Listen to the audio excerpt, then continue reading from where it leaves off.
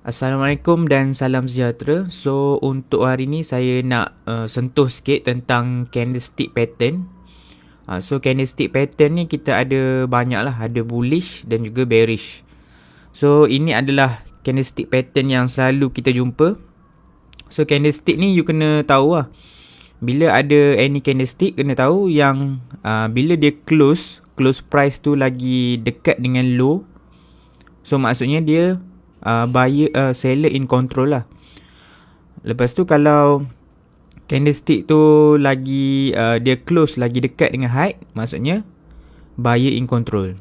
So kalau lagi dekat dengan low, seller in control.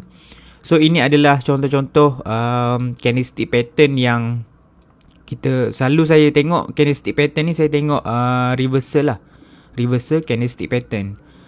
So hari ni saya nak cerita tentang inverted hammer. So inverted hammer ni kita tengok bila dia dah drop, so kita nak tengok ada inverted hammer. So dalam contoh chart adalah contoh Wong 12 Ogos 2021.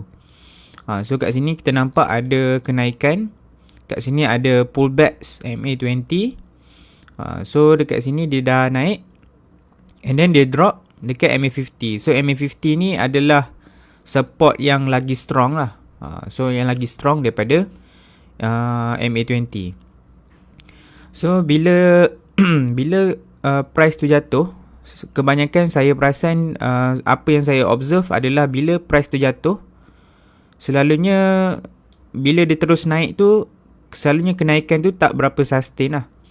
Okay, dia biasanya yang test bila dia down, up, and then dia down balik. Yang kedua ni baru dia dah absorb lah.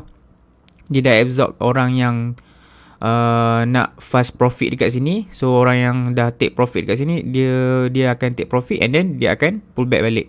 So dekat sini kita nampak ada inverted hammer. So inverted hammer ni kalau nampak dari segi, kalau kita tak buka moving average, okay, so kalau kita tak buka moving average, dia akan nampak sebagai upper tail lah.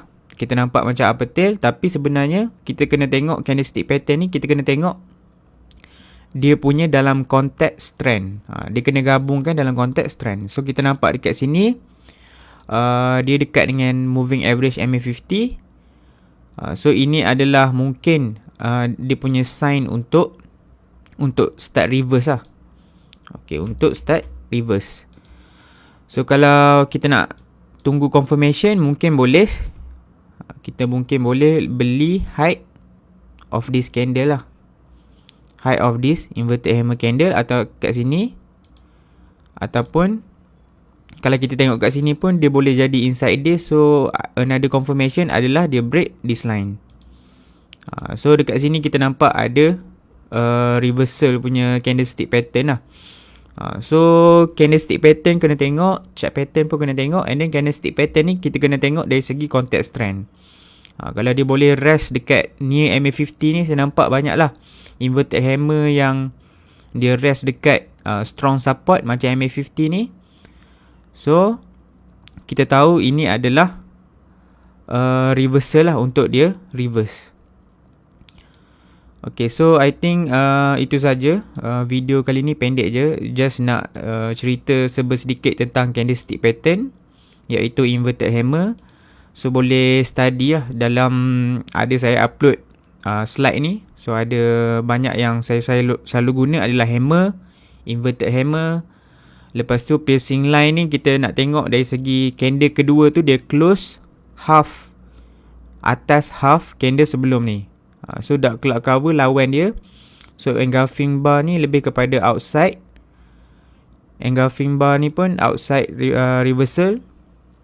So bullish harami ni lebih kepada inside this. So inside this ni dia punya psikologi dia adalah volatility dah start decreasing lah. So benda ni bagus lah. Kalau ada inside this ni bagus lah. And then doji ni selalunya berlaku apabila market tak tahu nak pergi mana. Selalunya saya selalu tengok doji ni area-area moving average. Bila dia dah banyak sell, dah start keluar doji, selalunya kat situ seller dah start melemah lah. Candle kecil, and then kalau ada doji lagi bagus lah. So the next candle, the confirmation tu kita boleh tengok untuk ada any reversal pattern. Alright, so itu saja untuk perkongsian candlestick. Inverted hammer near moving average. Boleh tengok contoh Wong 12 Ogos. So that's all for me. Thank you so much. Assalamualaikum.